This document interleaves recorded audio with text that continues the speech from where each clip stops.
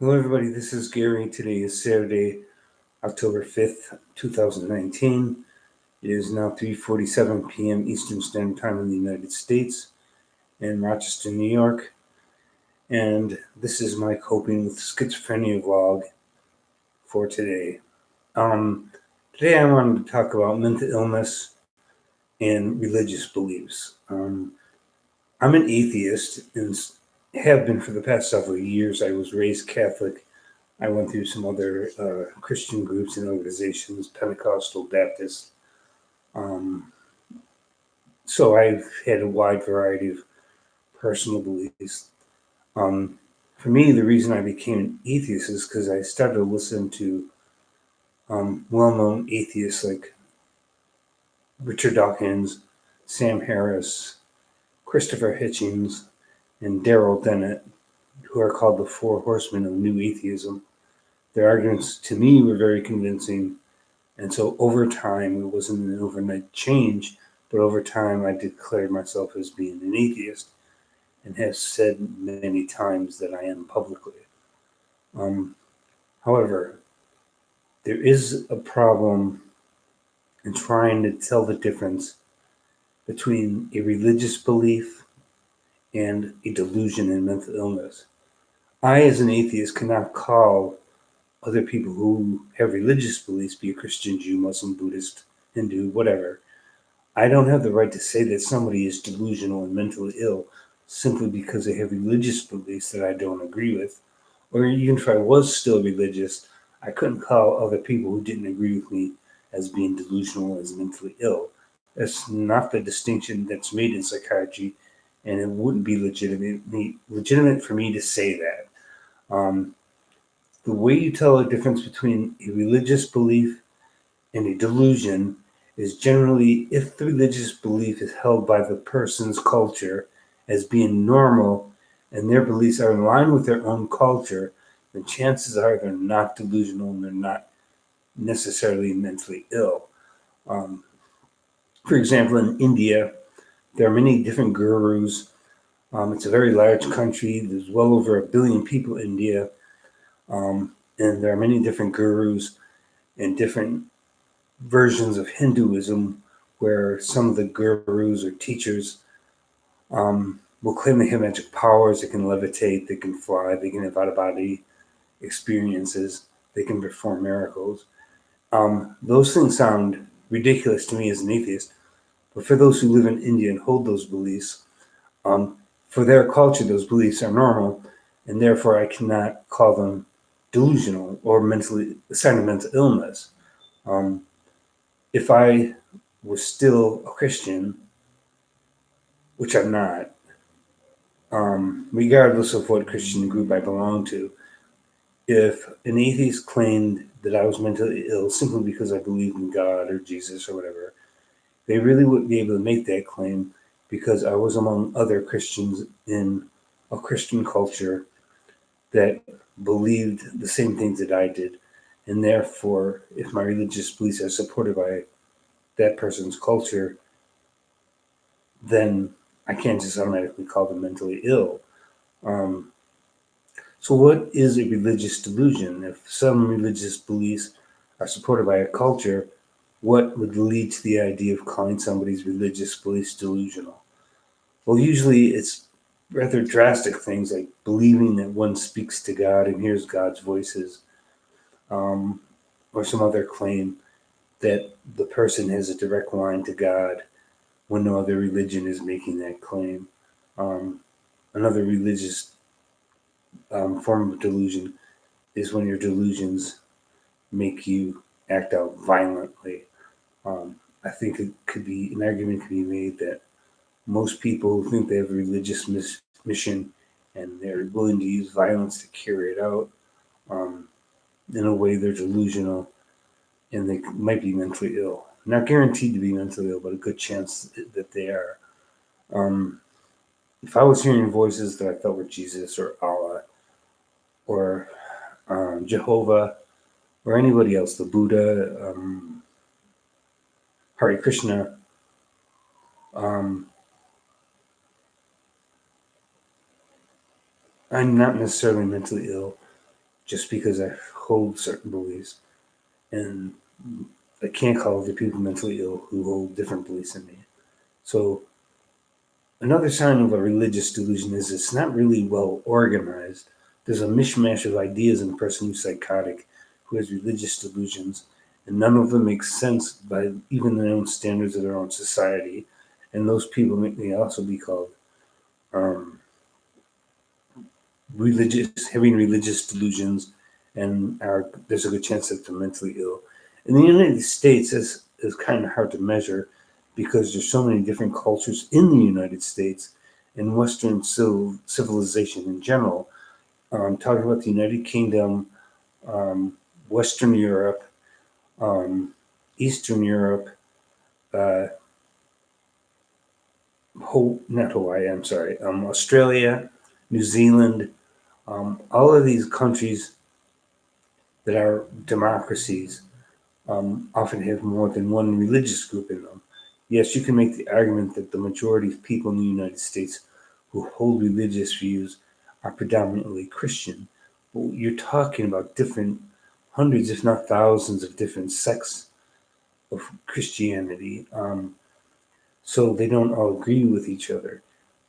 So in the United States, New Zealand, Australia, Canada, Western Europe, not so much Eastern Europe, um, it's very difficult to tell when somebody has a religious delusion based on mental illness, and those who are simply believing what their culture believes in, because the Western nations have many different cultures in them. Right now in the United States, there's only a few million Muslims, a wide smorgasbord of different Christian religions. I mean, Christians can't even agree on who's Christian and who isn't.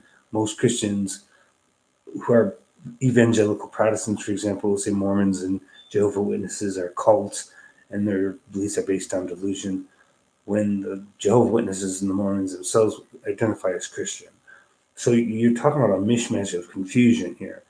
Um, but still, if I were a Mormon and I held Mormon beliefs, and that idea matched with other Mormons, then there's a good chance that you can't call me religiously deluded if my group or part of my group, in this case Mormonism, if other Mormons agreed with me, then you really can't call me delusional based on my religious beliefs.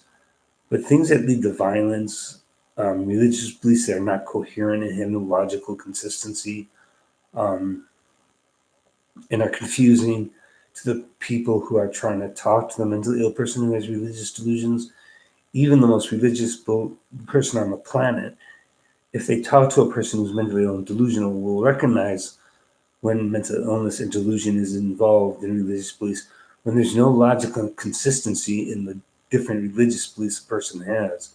If they believe they're God, but at the same time they believe they might burn in hell for displeasing God, well, that contradicts common sense. If they belong to God or are connected to God, but at the same time claiming to be God, at the same time claiming that if they don't do certain things, they're going to burn in hell. That's a contradiction because you can't be God and not God at the same time.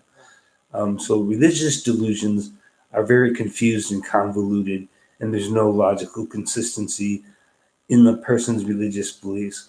And if the religious beliefs may lead to violence, that may be a sign of mental illness. But violence isn't the only measure of when a religious delusion is, in fact, a delusion and a sign of mental illness. Um, it's very, very difficult to tell when somebody's belief system is delusional and is a sign of mental illness. I personally am not a Buddhist, but I do use Buddhist meditation because it's helpful for me when I'm trying to relax and get my anxiety and my paranoia down. I still take my medications, but Buddhist meditation helps me relax. Um, but I'm not a Buddhist in the sense that I believe in all the supernatural elements of Buddhism, like reincarnation, rebirth, karma, and a lot of other things that go with Buddhism. It is possible to be in a certain sect of Buddhism and still be an atheist. Um, Most religions don't allow that kind of a combination. In most religions, you either believe in God or you don't. Um, but I do Buddhist meditation, and that doesn't mean I'm delusional, simply for the fact I do it for straightforward practical reasons. I don't believe in the supernatural elements of Buddhism, and the reason I use Buddhist meditation is it helps me relax and focus. Um, so there's nothing delusional about that or a sign of mental illness. However, if I thought in the United States that I was a guru chosen by, I don't know, Krishna to lead the people into nirvana, and I was doing that within the United States, that would probably be a sign that I'm mentally ill, claiming to be God or connected to God or a version of God. Um, and in the United States, most people of most religions would not believe me if I claimed to be Krishna or that I was God. But in India, if I held that belief, it might actually meet up and make sense in their culture that I was choosing to claim that I was a guru or a teacher who can perform magical powers, or that I'm the personification of a Hindu god. That might be harder to detect as delusional if I was living in India, um, because so many gurus do that. They claim that they have a special connection to some Hindu god, usually Krishna, and I don't know. It's just depends on where you live, I guess. That kind of makes it sound like psychiatry is kind of unreliable. And I would admit that psychiatry can't always determine the difference between a religious delusion that's accepted by a person's culture. I mean, I'm sorry, religious delusion that's not accepted by a person's culture, and actual religious beliefs that make sense in the context of culture. Um, if you take terrorist groups like Osama bin Laden and terrorists that carried out violence on his behalf or Islam's behalf, um, it's even hard to call those kinds of terrorists mentally ill, because terrorists often have a point of view that the wider culture actually believes in also. Like if you take Hamas or Hezbollah in the Palestinian occupied territories, from their point of view and their culture, being religiously violent is perfectly acceptable and a part of their culture. Um, so I guess in a way, you wouldn't be able to say that a terrorist is mentally ill. You could say they were religious fanatics by some people's standards, but you wouldn't be able to label them as mentally ill. I mean, this is extremely convoluted, difficult stuff I'm talking about, and I'm doing the best I can to try to make sense out of all this. And um, but a religious delusion often involves believing that you're more important than you really are, that you have a connection to God, you are God, you're an angel of God, you're a prophet of God, you're a descendant of God.